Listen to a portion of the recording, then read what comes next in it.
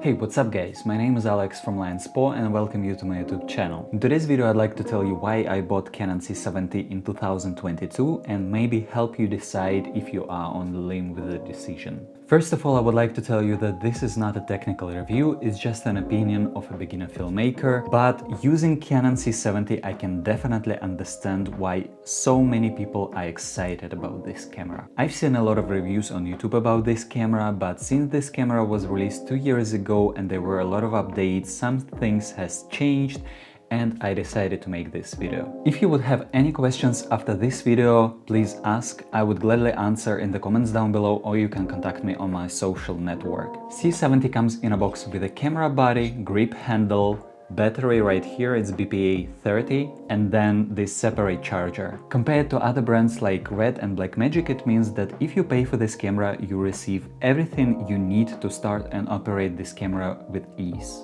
Where with other brands you need to buy a lot of additional accessories like separate chargers or camera grips, batteries and stuff like this to start operating the camera. Here you got everything in price included. Especially I think that it is very generous from Canon to include a separate charger, and believe me when I say that this is the case where, for example, Blackmagic doesn't provide you with a separate charger. I bought Sony a6400 and it only has a charger, like internal embodied charger, so you don't have a separate charger. And having this is very convenient because you can film and you can charge your second battery separately. This is so good. It is definitely heavier than the cameras I have, Sony a6400, Canon R6, but because of the weight you can have a steadier shots with your handheld footage, and I definitely like that. It has 13 customizable buttons around the camera body, which you can map to any functions you find suitable, and what I really like, here the audio control on the back, and you can switch between auto and manual without going into the menu, and you can change the sound recording limit as well right here with those handles. Canon C70 has built-in ND filters which you can access right here, and you can go up to 10 stops, and man, if you have built-in ND filters, you really cannot unhave it. Using the fully articulated flip-out screen, you can easily access some essential menu right here on the display, though I'm really missing touchscreen functionality when it comes to operating the camera menu itself inside. I also love that by clicking right here, you can easily see how much battery life you have left. Though Canon C70 is a Super 35 sensor, Canon released RF to EF speed booster, which can provide you with a full frame field of view with a beautiful bokeh. It's right here, I bought it with the camera as well.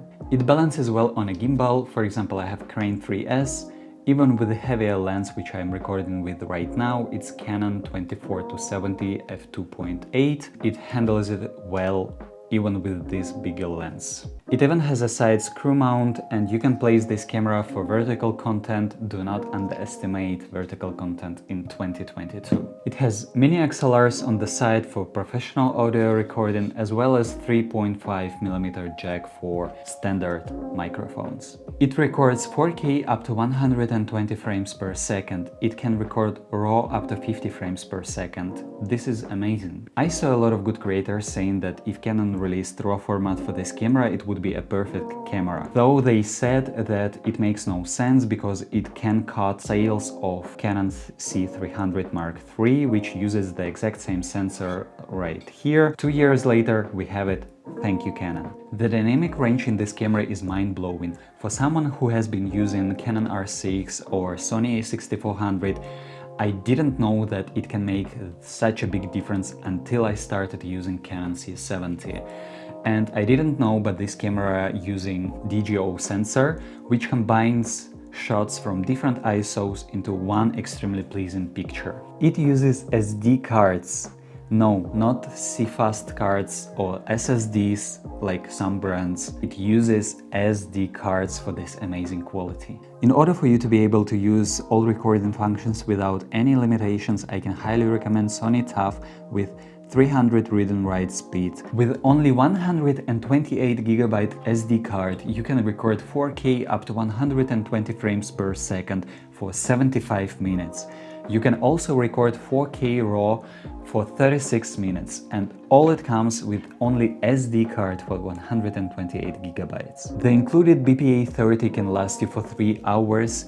you can buy another one and use an external charger which is included in the box, and you are golden for the day of the recording. I heard a lot of people saying about poor low light capabilities of this camera, but personally I haven't experienced any of that. And for those of you who are shooting with Canon C70 in a low light, I highly recommend you using C-Log 3 instead of C-Log 2, because this is not that flat of profile, so it doesn't introduce that much noise.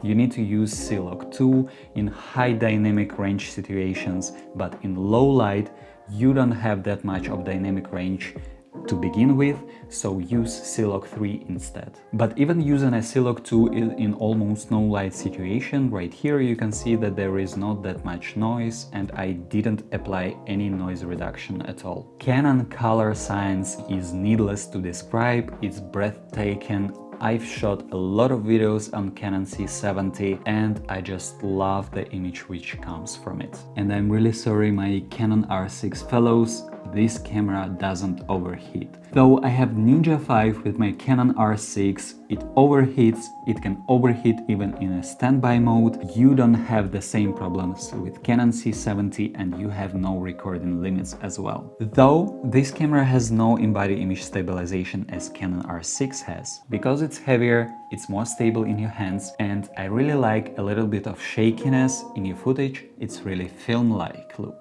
And it really helps him to grow, to have no in-body image stabilization. And I must say that in some scenarios, especially when you move in too fast, Canon R6 in-body image stabilization wobbles a little bit, so I tend to switch it off whenever I'm walking to my subject and I need this shakiness in the camera. Canon C70 is a real workhorse for any type of work. It feels like no matter what you throw at it, it will handle. And it was exactly what I was searching for when buying a new camera. And if I ever need ARRI or RED, I can easily rent them out without any problems. And it makes sense to buy a camera which can really handle a lot for your personal use, and then if you need anything extra, you can rent it out. And I really know how tempting it might be having a RED Komodo and being in a RED infrastructure. I even was thinking buying one instead of Canon C70, but in the end of the day I realized that as a beginner filmmaker and as a filmmaker freelancer who already makes some money with my cameras, I really need to buy something which can handle a lot, because I do a major variety of different works which require different codecs, different frames, and RED Komodo is very limited.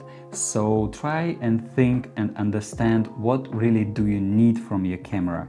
If you don't need a high frame rate and you have a money for RED Komodo, go for it.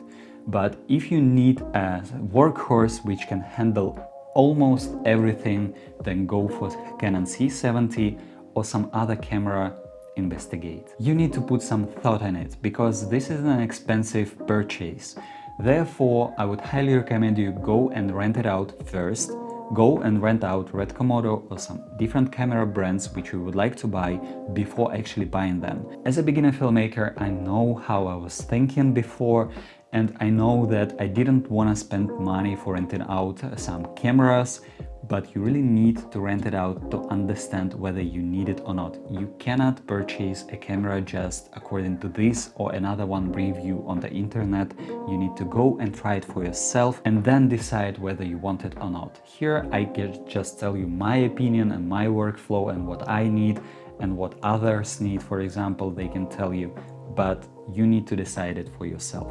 This is it for this video, guys. I really hope that I helped you to understand what you can expect when buying this camera and maybe helped you to make an informative decision after all in 2022. As always, if you find this video useful, please leave me a like, comment down below and consider subscribing to my channel for more upcoming content. Here I share everything I find useful for beginners filmmakers, maybe not only for beginners filmmakers, and I share my filmmaking journey into full-time filmmaker, and I hope I will reach it someday. If you have any questions, please do not hesitate, leave your comment down below or contact me on my social network right here.